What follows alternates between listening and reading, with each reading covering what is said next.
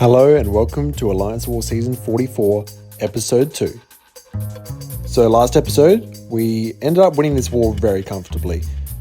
We aimed for sub 10 deaths each war, so to get 2 deaths on the first war of the new map, of the new tactic, was really impressive. So shout out to all of the officers from all of the battle groups for designing basically a bulletproof plan. So we've got 5 fights in today's war, and we'll be using a few of the different champs from last war.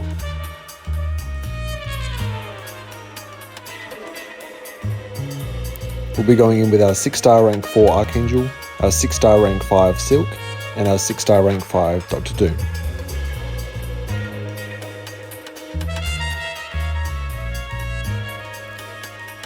We will be using a decay attacker tactic. It won't be necessary for many fights, but we do have a 1 or 2 global fights that we'll be using with Silk, so she'll need that immunity to placebo buffs. And here are the masteries we'll be running for today's war. Pretty standard setup really. We've got Mystic Dispersion at maxed, and everything else is just what I normally run anyway. So the first fight we've got is Archangel against a Spot.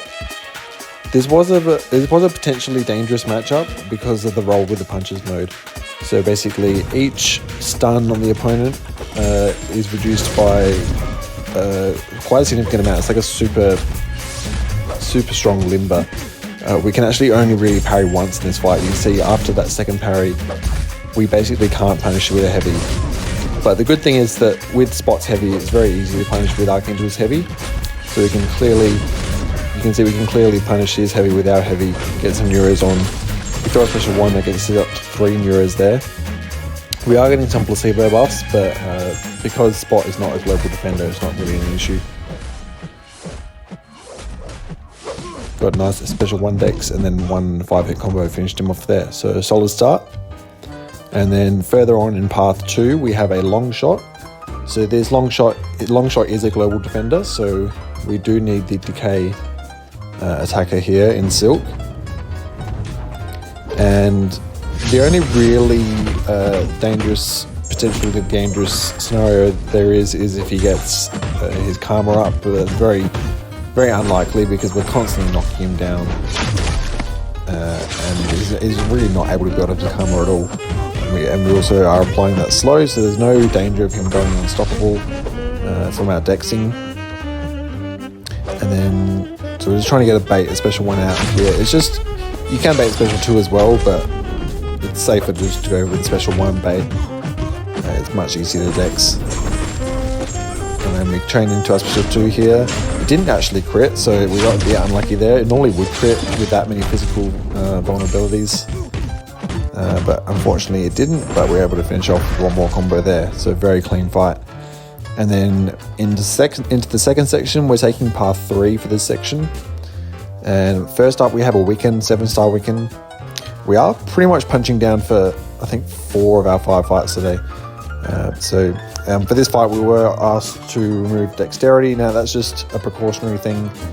You can do this fight without having to remove it, but when it comes to tier 1 and pushing for masters, you've got to take all the precautions necessary to eliminate any potential risks. And so the risk with having dex on is that if you get those neutralized in your dex, that will apply that incinerate,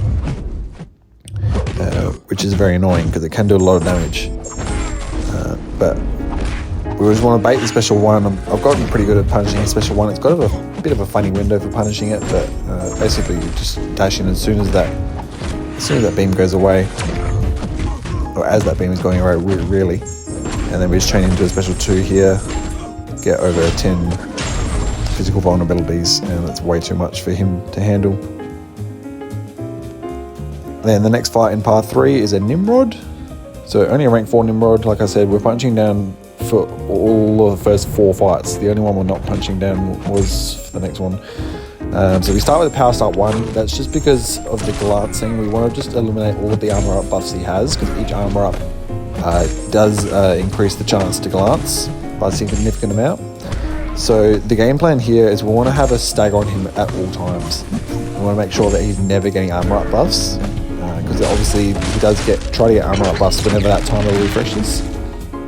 Now, I threw the special 3 at a really the worst time possible, because it was like as he was getting the armor up buffs, and they might have actually been staggered, but this had it wasn't a good it wasn't the best timing of it, but we did get lucky in that he didn't really have any armor up buffs after that special. Now here I threw the special 2. That was really a bad decision. We should have just gone back to a second special 3, because that way we would have kept our aura up. But with our aura down now, you know, you can't easily nullify those armor up buffs. I did a combo there, but we try to recover here with a special 1. The fight is getting a bit out of control now because he has 3 armor up buffs, but our aura is up, so if we need to get lucky and nullify some of these armor up buffs. And it looks like we do there, so we get the stagger on, and now he's back to 0 armor up buffs. So that could have gone really bad, really pear-shaped, had we not nullified those. Because obviously with each armor up buff, it's harder to nullify, because each armor up buff increases the glancing chance. But we do build up to another special 3, and that finishes him off. But yeah, I should have just gone for a second special 3 in hindsight. And then our last fight of the war is the rank 5 Kingpin. I believe it was an ascended Kingpin actually. So this is on boss island B, mini boss island B. So this guy has Scared Stiff and Power Focus 2. It's kind of like the old Node 23, except it's, you know, they've changed the map obviously now.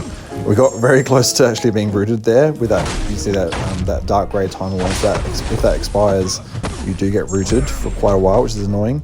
And the Power Start 1 that I had from the previous fight, it carried over here, and it almost screwed me up because I didn't steal any power. And so he actually had a special 2, and I had no way to, because I hate baiting his special 2. I'm not good at dexing it. But we got out of jail there, pushed up to a special 3, and now he's in the full doom cycle. And we want to basically build to a second special 3 for this one, absolutely, because he's more likely than not going to shrug most of the incinerates from the special 2. So it's better to just let the special 3 do all the damage, and also just the basic hits afterwards.